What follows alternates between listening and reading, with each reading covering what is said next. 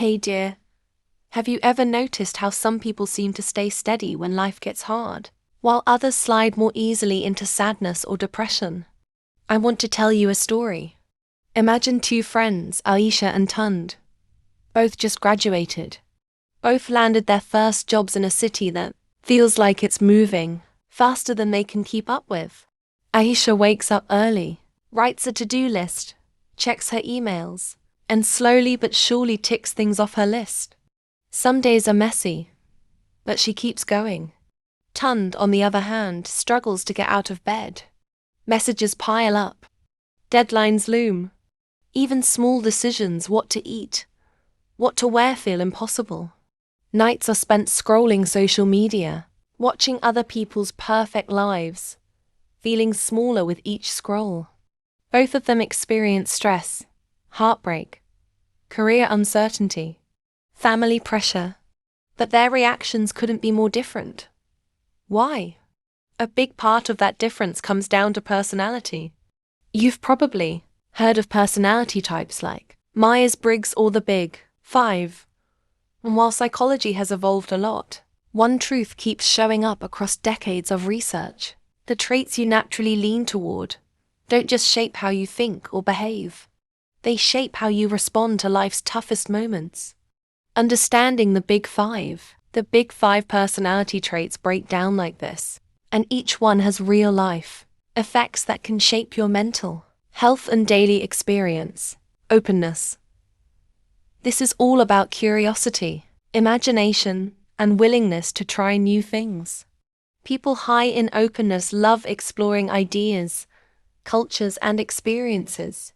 For example, a teen might be drawn to learning a new language just for fun, while an adult might experiment with different hobbies or career paths. Openness encourages creativity and adaptability, but high openness without structure can sometimes make it hard to stick to routines. Conscientiousness. Discipline, organization, responsibility, and follow through. This is the trait that helps people get things done, meet deadlines, and create stability in their lives.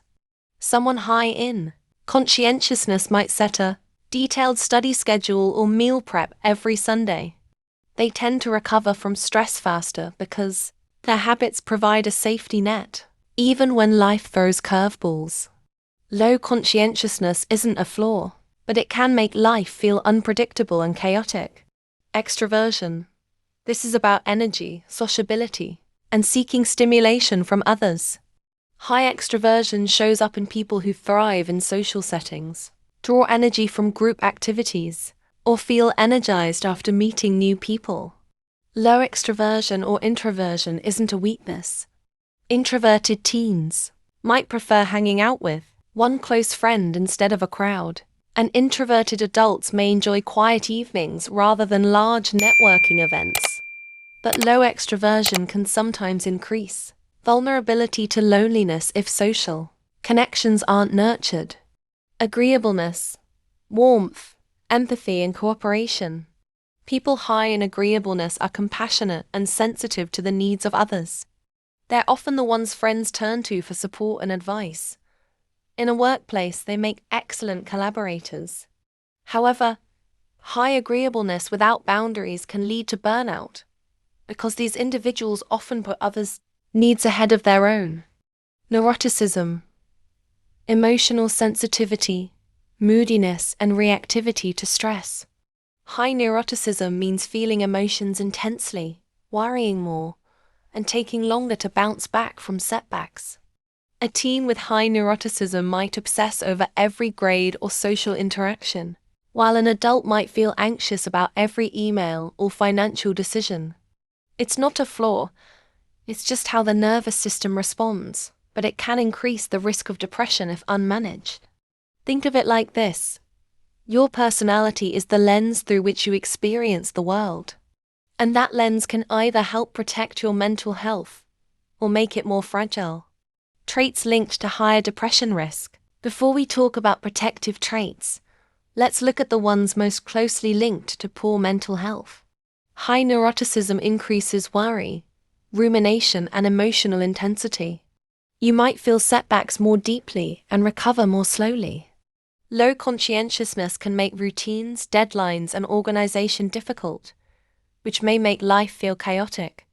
Over time, that sense of instability quietly increases stress. Low extraversion can increase vulnerability to loneliness, a huge risk factor for depression. The key thing to remember here is this: personality isn't destiny. Awareness is your superpower. If neuroticism is a challenge, practices like grounding exercises, mindfulness, or journaling can help break cycles of worry. If conscientiousness is low, start small. Make your bed. Set one alarm, write a tiny to-do list. If introversion leaves you feeling lonely, nurture one or two close connections, quality over quantity. The trait that protects mental health. So, which personality trait offers the strongest protection against depression? Most people guess things like confidence, optimism, or creativity. But the real answer is much quieter, less flashy, often overlooked. It's conscientiousness, the trait associated with discipline, organization, and follow-through. Not glamorous, not something people usually brag about online. That decades of research show conscientiousness is one of the strongest buffers against depression. Why? Because conscientious people build stability into their lives. They create routines. They plan ahead. They follow through even when motivation is low. They take care of basic needs, sleep, meals, responsibilities, especially during stressful seasons.